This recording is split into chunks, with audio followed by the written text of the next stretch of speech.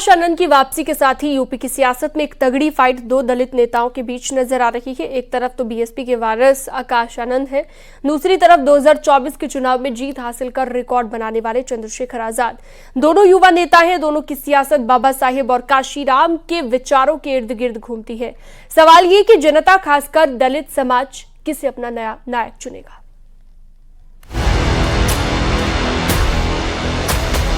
कि बाबा साहब और मान्यवर साहब श्री काशीराम जी के सपनों को वो इस प्रदेश में नहीं बल्कि पूरे देश में लागू करके उनके सपने को पूरा कर सके।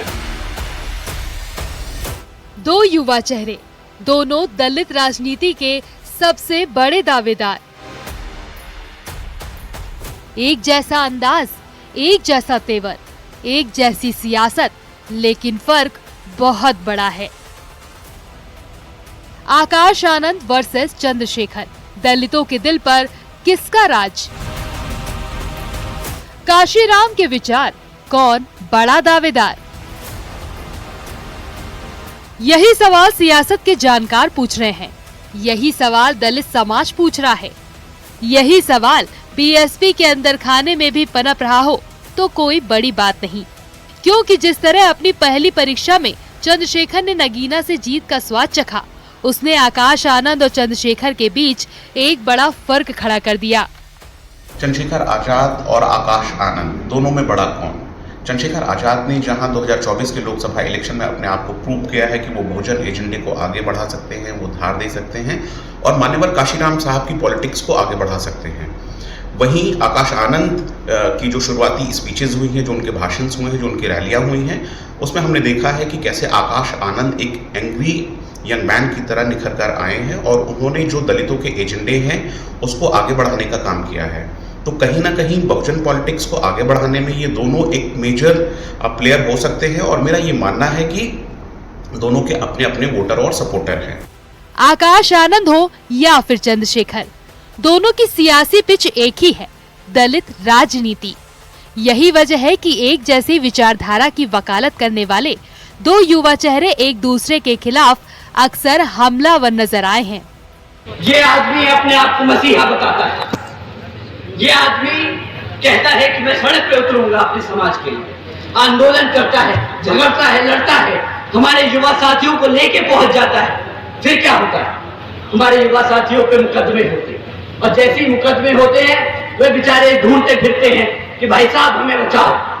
वो आदमी फिर यहाँ से छोड़ के दूसरी जगह भाग जाता है, वहाँ पे आंदोलन करता है। मैं उनकी तरह ये तो नहीं कह सकता कि वो कौन है, मैं उनको जानता हूँ अच्छी तरह से। उनकी पहचान उनकी बुआ जी से, यही उनकी पहचान है कि वो मायावती जी के भतीजे। और बड़ी बात ये है कि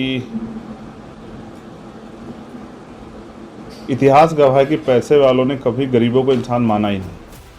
आकाश आनंद ने चंद्रशेखर को मसीहा बताते हुए बरगलाने का जो आरोप चुनाव के दौरान लगाया, जनता ने उसका जवाब वोट करके दिया। नतीजा ये रहा कि 2019 में जिस नगीना सीट पर बीएसपी काबिज थी, वहां 2024 में चंद्रशेखर पहली बार चुनाव जीते। सभी जानते हैं इस चुनाव के बाद चंद्रशेखर जी का कद पूरे उत्तर प्रदेश ही नहीं पूरे उत्तर भारत में बढ़ गया और चंद्रशेखर जी के तरफ पूरा बहुजन समाज एक आकांक्षा भरी नजरों से देखने लगा। जहां तक आकाश आनंद साहब की बात है, आकाश आनंद हम सभी जानते हैं कि जो मुद्दे लोकसभा चुनाव के प्रथम 2 फेज तक उन्होंने उठाया, वो मुद्दे बहुत ही प्रासंगिक थे, लेकिन उन्हें अचानक से साइडलाइन कर दिया गया। तो हम कह सकते हैं कि ये दोनों युवा बहुत ही ऊर्जावान है। आकाश आनंद 29 साल के युवा नेता हैं, जबकि चंद्रशेखर की उम्र 38 साल है। सियासी अनुभव की बात करें तो आकाश आनंद को अभी 2 साल भी सक्रिय राजनीति में पूरे नहीं हुए, लेकिन चंद्रशेखर पिछले 8 सालों से जमीन पर पसीना बहा रहे हैं, सड़क पर उतरकर दलितों के लिए आवाज उठाते रहे हैं। ये अलग बात है कि आकाश आनंद ने लंदन से MBA किया है, जबकि चंद्रशेखर ने कानून की डिग्री ली है।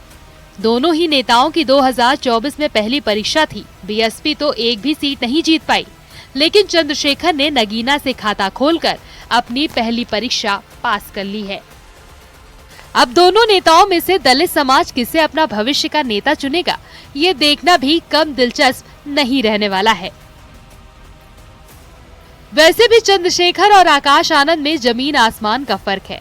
आकाश आनंद ने बीएसपी की पिच पर आसमान एंट्री ली, यानी उन्हें जमीन पर संघर्ष का कोई खास अनुभव नहीं है, जबकि चंद्रशेखर जनता के लिए जनता के बीच हक की लड़ाई लड़ते हुए कई बार जेल भी गए, लाठियां भी खाई और वक्त आने पर इंसाफ की जंग भी जीती। शायद इसी में काशीराम की सियासत के वारिस की कहानी छिपी है। Bureau report, news 18।